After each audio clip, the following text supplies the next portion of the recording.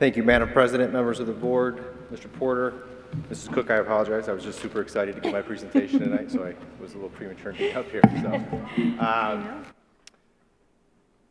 Wanted to start off with a correction on a comment that I made last board meeting, and I apologize in advance and desire to always be accurate and transparent. I wanted to update the community and the board on the total amount of funding that we've received from the federal government in the form of relief funding for the entirety of the pandemic. When I spoke last month, I was focused on this area here, which is primarily what we have left or what we're currently spending because we've already spent the first half. And if you were here in November, when I gave my November update or in the appropriations, we shared this information. But I thought it worthwhile, since I made an error last month, to correct it, but also share it again. So our total funding that we've actually received is $8.6 million in federal relief funds. How that has been spent, this portion has already been spent. Back in 2021, we received ESSER 1 funds totaling $587,000 approximately. We received a broadband grant for about $10,000, and we received ESSER 2 and CRF suburban funds totaling $2.6 million. The majority of these funds were spent, as you can see, on additional staffing that was needed during the 2021 school year, that we hired over 58 long-term teachers to reduce class sizes throughout the district so that we could have social distancing, and 7 additional long-term custodians for the additional cleaning and sanitation that happened during the height of the pandemic. We also spent about $500,000 on supplies in the various forms, mostly in chloroplast, surrounds, and microbarriers for the students, and some additional Chromebooks that we bought for non-public school students as required by the grant. We spent the broadband on our antenna mounting that we did for the district to increase the Wi-Fi during that time, and we spent about $204,000 on bipolar ionization units to help maintain the clean air throughout the district. Where we're at now is we have $4.9 million approximately in ARP ESSER 3 funds and an additional $402,000 in ARP special ed funds just on this slide. The majority of these funds are going to be used for staffing. We'll be using them for 63 long-term intervention subs throughout the next 3 years, this year included, so it's about 21 subs a year to help with the academic gap that had occurred during COVID. So that covers the salary and benefits for those subs over 3 years, as well as pays for intervention for this fiscal year summer school and next year summer school instruction for helping students who have seen a decline in their academic progress. $75,000 has been budgeted for supplies, instructional supplies, and another $25,000 for transportation for summer school so that students who may not have a ride for whatever reason would be able to be transported so that they can get that extra intervention. We use the ARP IDEA special ed funding, and I've talked about this a number of times, for 2 additional special education teachers for fiscal year 22, 2 additional classroom assistants in 22, 2 additional classroom teachers, the same for 22 would then roll over to 23, and paying for 1 of those additional classroom assistants out of the same funding. Again, to make sure that we have the support for our students who have special needs, to make sure that we continue to control any learning loss that may have occurred during COVID. We also have allocated $9,500 approximately to Crossroad for support services and additional almost $21,000 for non-public purchase services, again, per the guidelines of the grant. We're using some of the other ARP IDEA early childhood special education for our summer preschool testing. Again, from a standpoint of educational experience, the sooner that we can intervene with students, the better it is to get them back on track.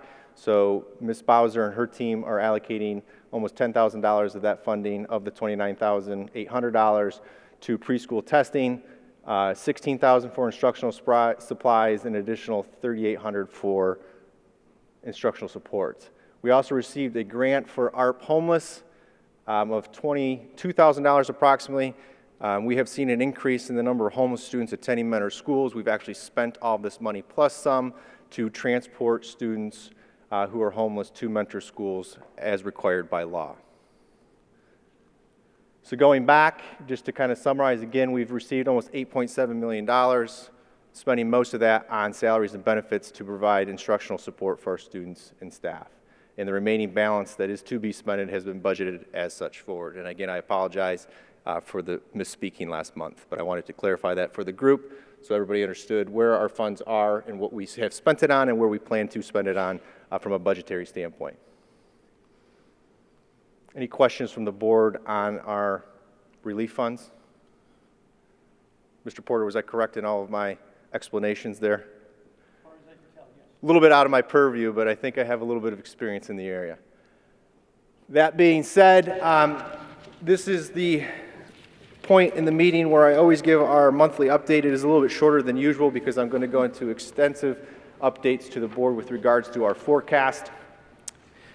This slide looks familiar. It kind of is the summary of where we're at now after 10 months of our fiscal year. And as we are 10 months in our fiscal year, this is pretty much, we're getting close to the point now where we know where we stand. We received both of our first half collection from our fiscal year, which is the second half collection of the calendar year for revenue locally, as well as the first half collection of this calendar year, which is our second half collection for revenue. If you remember, our fiscal year goes July to June, which is opposite of the calendar year. So we received all of our funding for revenue from the local tax base, as well as the majority of our funding from the state funds, and we received some additional grants. So we are actually up $1.2 million in projected revenue. That's up almost $531,000 from last month. That is because some of the grants that I've been referring to from our technology department and Mr. Lynch and Mr. Woodworth have come in. So we're seeing that increase now this month of why we're ahead of the game, because they applied for those grants almost totaling $1 million, which has now been received by the district. Our expenses are down by $2.1 million, which is great because our budgetary year for most of our spending outside of salaries and benefits has subsided, and we think that we have good tracking on that, which is down about another $317,000 from last month. So we're continuing to trend in the right direction. This is going to have a net increase on our cash balance at the end of the year of about $3.3 million, and it has reduced our deficit spending to just under $9 million or $8.4 million for the fiscal year. Again, trending about $1.2 million higher than projected. Most of that comes from two areas. That would be the grants we received from the federal government for technology, as well as our restricted state aid being higher than we projected. And I'll get into more detail with that when I speak to the 5-year forecast. And again, we see the same trend that we have seen throughout the year with a reduction in where we're spending our money. Our supplies, our textbooks, and our general supplies are down.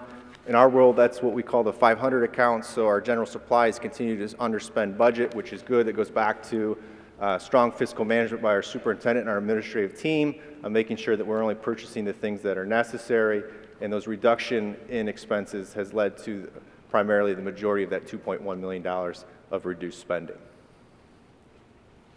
Any questions on our monthly financial updates before I go on into the update?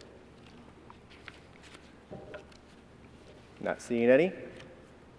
So when I presented in November, this was a snapshot of where we were at. It was somewhat bleak, and we've kind of touched on this, and this is where we've been trending from before. Again, we were projecting $104.8 million in revenue. We're actually $1.2 million better, as I just shared. And we were deficit spending by 11.7, and as I shared, that's been reduced to about 8.4. And we were looking at a deficit spend of about a negative $20 million, which with our cash balance then at the end of the fiscal year with the levies being renewed in 24, which are our renewal levies, at a minus $1.2 million. So in our 5-year forecast, we were showing a negative cash balance. Fast forward to today, with having 10 months completed, looking at our current spend, changing some assumptions in our forecast based on the tentative agreement with the Teachers Association, included as well as some budgetary constraints put in place to help control spending by our superintendent. across the board, as well as looking at the economic impact. I'm pleased to announce to the board and the community, as we know, we've reduced our deficit spend even below this a little bit more. Our last year being reduced to below $20 million and putting a cash balance in our system at about $13 million when we conclude our fiscal year 2026. Kind of digging in a little bit deeper, just as a reminder to our community and to the board, this is our revenue breakdown. 72.6% or 73% of our revenue comes from the local tax base, with about another 15% coming from the state. This is always an interesting one. We talked about this at the Citizens Financial Committee. We get another 7% back in property tax reimbursements. And depending upon who you are and where you sit, depends on who really gives you that money. I always like to say it's the taxpayers getting the reimbursement. The state likes to take credit for it and say it's state funding. So it could either be that we're at 79% local tax base or 22% state funding. But reality is that's the reimbursement from the rollback in homestead tax exemptions that we get. So you get money back from the state for that, which reduces the taxpayer's burden for that standpoint. We get about 4% of revenue from other areas, investments, sales of materials and supplies that are outdated, as well as fees that we collect. And we receive a small fraction from federal resources on a regular basis. I like to show this graph because it shows our historical trends in our revenue as well as where we're projecting. So obviously everything 19 through 21 is where we were prior to this fiscal year, as well as where we're going. The blue would be our local tax base. Again, just so you see that, it's relatively flat. We don't see a lot of growth there. Our orange is our tangible personal property tax. Our green is our state aid. And we are seeing some growth in that area as we trend down, and I'll get into that in more detail. And then the other big area is the homestead rollback property allocation that you see here. The educator in me wants to ask a question to the audience and say, why do we see this here at the end? If you've been paying attention, which I know a lot of you have been here regularly, so I'm sure you would all give me the right answer, I will say because it's not because we're losing revenue, it's because we have a tax levy that has to be renewed. And we can't make the assumption that this is when this is going to occur, because at the end of 2024, we have a renewal that will have to go in front of the voters, which will be a no tax increase, which would need to be approved for us to continue at the trend that we're seeing here. But by law, for our forecast, we have to change where that line is on the forecast, and we have to deduct it. So we see about an $8 million decrease here, and a $16 million decrease here, because we would lose half a collection in fiscal year 25 and the full collection in fiscal year 26. So it's not that the money's going away, it's just by law we have to locate it somewhere else because we can't assume that it's going to pass with 100% certainty. But I would be confident that we will continue to be good stewards of our district's money, and we will continue to display that before 2024 when we have to put that renewal up. So when you look at this chart, this is really a chart to kind of show a comparison of where we are now versus November. Anything that is black and that is not a zero is where we've seen an increase in revenue. Anything that is in red would be where we saw decreases. So I'm going to highlight on the top part here. As you can see, based on where we are having a full year, looking at the increases that we receive in the local tax base on our inside millage based on the valuations, because just as a reminder, just because the property valuations went up by 20%, the district does not see a 20% increase in our revenue from taxpayers, because House Bill 920 does the correction and lowers the effective millage rate by an appropriate proportion. The only increase that the district sees is on our inside millage. The unvoted inside millage, we see that growth. So we are seeing some increase in our general property tax year over year based on what I projected in November. The red numbers, which I never like to see, I would say though, I'm not going to go into a whole lot of detail because in reality they are insignificant. On a $116 million budget or $106 million revenue, being off by $5,000 doesn't have a drastic impact. What I will explain here though are these numbers here in 1.010 in fiscal years 23 through 24, 25, and 26, we have a large spike here, and this is what we call because of a collection split. As you all know, you can pay your taxes monthly through your escrow account. Some people pay them directly to the auditor's office, and treasurer's office, excuse me, and some people pay them all at once, or they pay them in their splits of halves. So when we're making projections, we know historically our tax base collects at about 100%, and we see about 52% of the people pay on the first half collection, and about the other 48% paying on the second half collection. Well, I assumed in our first collection of this calendar year, which is our second collection for our fiscal year, that we were going to have about $406,000 more in collections. That didn't happen. That could be because people decided to delay their payment because they were going to attest their valuation. It could be because they decided they're going to pay their entire property tax in the second collection of the year, which falls into the next fiscal year for us. It could be for a variety of reasons. So we are assuming, though, that $406,000 will be collected in the second half of the calendar year, which then will bump up our collections for fiscal year 23 in the first half. So that explains why it's a little bit higher than the rest of the out years. This is because I was just wrong. I was assuming that our valuations would go up by approximately 13%, and I think the county average was closer to 18%. So we are seeing an increased revenue collection on our inside millage, and that explains why we're seeing some revenue increase here in our general property tax for the residential and commercial property tax. The other area that I would point out would be down here in our state aid and our unrestricted and restricted state grants. I've explained a number of times, we have the new fair school funding model for the collection of state funds based on a per pupil expenditure, which was different. The state did not release information on how that actually was going to hit our bank accounts until January. So when we made the assumptions in November, they were just that. They were assumptions based on what we had been told. The calculations had not been done yet by the state, so we did not receive our first actual payment on the new funding model until January 1st. We get 2 collections a month. Things weren't sorted out until the first payment in April. So now that we have a good understanding of how the fair school funding model works, we were actually overestimating what we thought we were going to get in unrestricted grant aids, and we were underestimating what we thought we were going to get in restricted.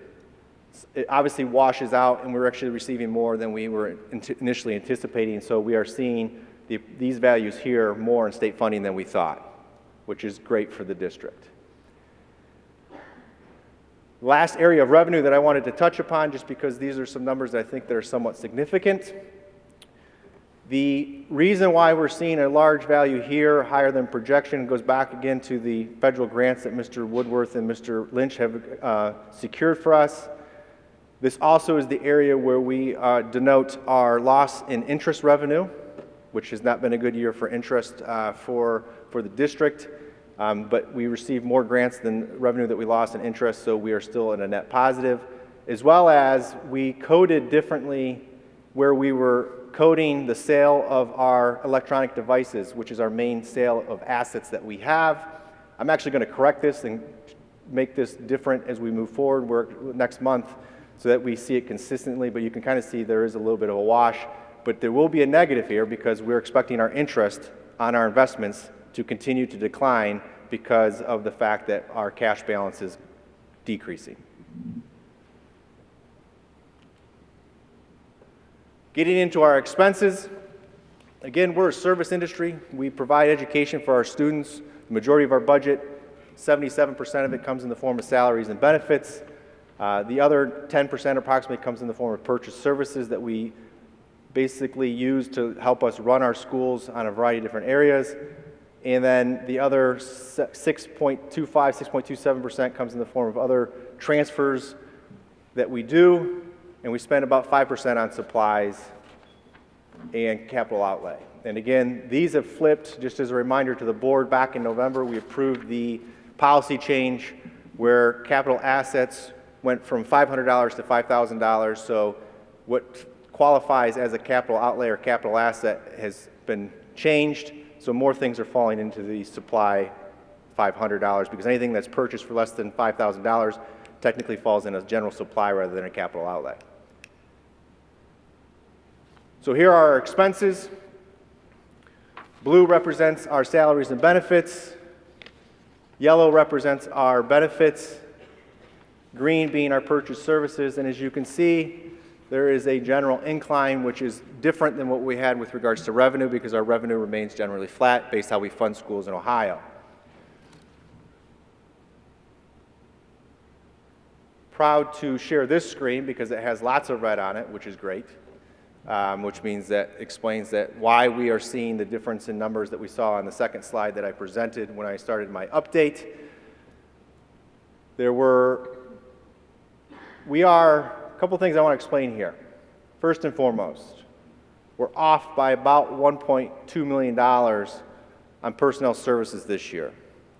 This is a result of a higher than expected sub-cost than we have seen for a variety of reasons, mainly because of the pandemic that continues and needing subs for teachers and support staff higher than we've seen historically and for longer periods of time. We expect this to self-correct as we continue to move out of the pandemic. These increases are a result of the negotiated agreement with MTA for the 2.75% increases on the forecast, which is about 1.75% higher than we initially projected. The question may be, why would we do that? Which is a great question. It's a fair question as we are deficit spending, and I think it was touched upon by Mr. Porter is because we had changes in healthcare. Then you can see that in the next line, these changes in healthcare offset most of those increases. Healthcare is our most unstable cost that we have as a district. It's one of our fiscal management beliefs to control our healthcare costs. Healthcare on average across the country goes up anywhere from 6 to 8% depending upon your healthcare plan. It has been 10 years since we've negotiated a change in healthcare, and I would like to thank the Mentor Teachers Association for their willingness to engage in those discussions and to look at that data and help us continue to control that cost. And some of the changes that we made in healthcare include increased copays, a narrow network, as well as increased deductibles and coinsurances with our plans, which will help us save significant dollars as we continue to move forward and control that cost. That's the one area in our budget that we can't control. We can't control what our risk is going to be from year to year, and I think by continuing to work together with our unions as well as with education of our union members on both sides, MTA and MCE, we can continue to do a better job of controlling this cost, and that's what you see here. What I would just say for the rest of the areas, as I said earlier, is it kind of goes back to strong fiscal management by our superintendent and our administrative team with underspending the budget in the areas that we see here. As a result, this impacts everything to the right. And we also, because we are budgeting much sooner than we typically do, we did not typically do our appropriations for the next fiscal year until after the fiscal year started in September. We've started our budgeting process much sooner. So the numbers that we have in 2023, I feel very confident of because we have our initial budgets from our departments in. We can analyze that versus where we have our May forecast, where we're budgeting. We've made adjustments to the forecast into those budgets based on that to continue to make sure that we're thinking out in advance, that we're not living year to year, which is one of our fiscal management beliefs, is to live within our 5-year forecast, because from a financial perspective, this document is a living, breathing document that helps us make decisions on a day-to-day basis. So what we have done is we've adjusted all of our out years in these areas to reflect the directive of our superintendent to control spending, as well as our board, in discussions that him and I have had together along with our board and our Citizens Financial Committee, as well as making adjustments that reflect what our budgeting is into the future. I would also note, I think it's worthwhile to make mention that we've included what we see as the economic outlook that we're currently experiencing with higher than normal inflationary increases in a volatile market. Even in the last, I think, 5 days, we've seen some very tough times in our stock market. I didn't check it at the end of the day, but when I checked it earlier today, it was still going down. So we've made adjustments to that. We can control through negotiations our personnel expenses. We control that through collaboration and strong dialogue with both our unions. We can control our purchase services, our supplies and materials, and our capital outlay, and everything else behind here. The one area, as I said, that we can't really control is our health care, and we're working to control that the best that we can. And I think we see that with today's approved negotiated agreement with our Teachers Association. What we have included in this, and I think it's worth mentioning, is that we have included in areas where we know that we will see an impact on our budget: gasoline, maintenance of our buses and our fleet. We've increased our expected growth from 22 to 23 by 8%, which is currently, I think, the latest inflationary area. We did not increase our assumptions in the other areas because we can control that. We're committed to maintaining educational quality at an effective price, and the question was asked by the Citizens Financial Advisory, which I was not surprised by: what if you see inflationary increases in those other areas that exceed your assumptions? I said we'll do more with less. And Mr. Porter and I have had that discussion, and whoever the next superintendent is, she or he and I will continue to have those discussions to make sure that we're controlling those costs, to ensure that we are educating our students in a safe environment and maximizing their learning potentials. And we have a great team of administrators and educators and classified staff that will help us make sure that we solve that problem collaboratively together. So when we look at the big picture, this is what if you're a science person, money person like myself, or just a person who likes to analyze things in general, this is what we showed in November. The red line shows our increase in expenses. The blue line shows our relatively flat revenue. And as a result here, last year was our first year that we started to deficit spend when those curves cross. And as you can see, as the curve cross and this continues to grow, our cash balance decreases. And this is where we were showing that negative cash balance in 2026. Proud to show this curve here. We continue to flatten the green curve. We will continue to try to do that at a greater rate as we continue to move out. You can see the ever so slight increase in our revenue there, which then has a resulting impact of an increased cash balance, as I've shared with the board. Cumulative effects. This current assumption on the 5-year forecast shows a net $14.7 million favorable impact on our cash balance at the end of the 5 years, and that's a result of the increased revenues and decreased expenses that I shared on the previous slides. One of the things that we have shared internally as well as at a work session, and I know there was a few members in the public that came to our work session on that, and I appreciate that, so this should hopefully look familiar to the two of you who are there. And this kind of allows us to use analytics to determine when's the best time to approach a levy. And when we had our initial levy discussion, we were thinking, really having the deep discussion on a multitude of things. You know, we have the renewal that we have to pass in '24. We know we're deficit spending, so when do we put new money on to increase our revenue, to support the expenses that we currently have? How do we support the PI needs in the district? And we were thinking maybe at the earliest, if we wanted to keep the levy amount relatively small, as soon as November of '23. I'm happy to announce that as a result of these updates, you can see that in '23, we're actually better than we were back in '22 when we did the initial forecast. In '24, we're close to where we were in '22 and '23. So I think it's going to be sometime, at least a year, before we have to ask for additional revenue from the taxpayers, if not longer. And I'm going to get into that a little bit further on as one of my summary points and talking points to the board and to the community on that. But I think this graph really shows that we've kicked the can down the road, so to speak. And if we continue to control our expenses and utilize the monies that we receive, hopefully we can continue to move that as far as we can out into the future. I think a good graphic representation for the community and the board also to assess our financial health is to look at the calendar days of cash on hand. In 2024, in November, we're looking at about 113 days of cash on hand. That means we had enough cash to pay for 113 days to run our district. Happy to announce we've increased that by over a month, and we're looking at 143 days. I was joking with well, actually, I wasn't joking with him. Mr. Vaccarello, our new assistant treasurer, was joking to me when he saw this.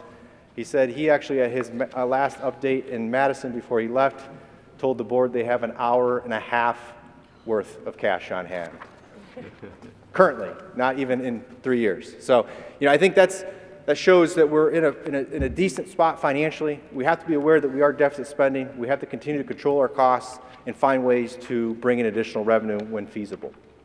So what I did here is I just took my summary slide from November and updated it based on kind of where we're at. So what we were looking at from a deficit spend here, and I think it's important to announce to the community and the board, we did present this to our Citizens Financial Committee last Thursday, May 5th, and they approved the assumptions, and we had a good discussion on that, as well as sharing with the Citizens Financial Advisory Committee information on how we invest in the district and introduce them to our investment firm, Red Tree, which I've shared at previous board meetings, and that was a good dialogue as well.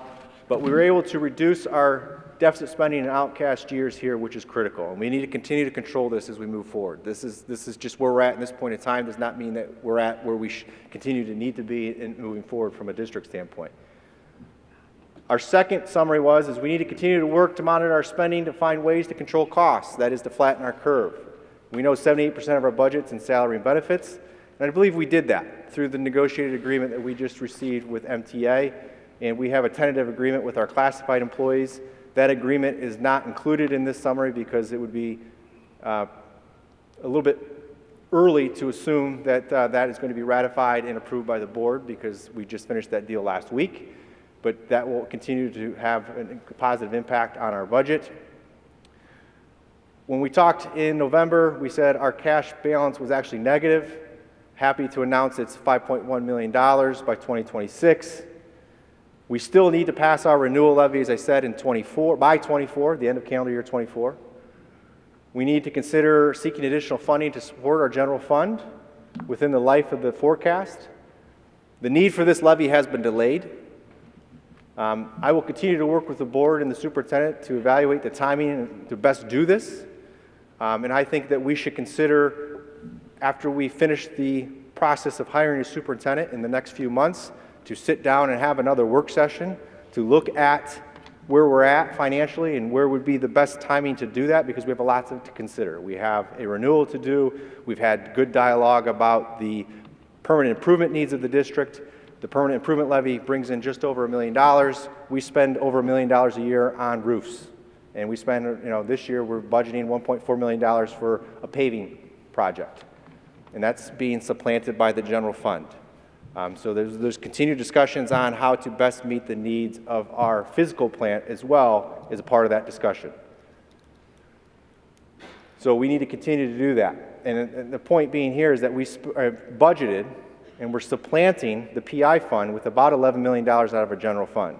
If we could increase the PI fund, that could delay potentially further the need for a new levy, because we would then wouldn't be supplanting that money out of the general fund to do that, or we could drastically reduce the amount of money that we need for the general fund. And just as a reminder to the board and to the community, money that is approved for a PI fund can only be used for permanent improvements. It cannot be used for salaries and benefits, and the general fund can then be used only for salaries and benefits. So there's, I don't want to use the word protection, but there's delineation on what those funds can be used. So the $1.1 million that we receive in permanent improvements can only be used for the Bs, books, bricks, balls, buses, things that cost more than $5,000 and have a useful life of more than 5 years typically. And I just assure the board and the community, as you can sense, this is my excitement, I love this stuff, this is my passion. I could do this all day, and I do. We will continue to track our spending versus our forecast monthly, share that with the community, and we use analytics to do that, which helps us be as close as possible so that when we're making decisions, we have the most up-to-date, transparent, correct information in front of us to do that. And I just will mention that the first reading of the appropriations change for the policy aligns with what we've been doing this entire fiscal year. It reduces the amount of oversight for the board, but puts it really where it's at, and it's more restrictive than most districts, but it puts it back more at the object level. So if we were to move money, let's say from a 400 account to a 500 account, the board would still approve.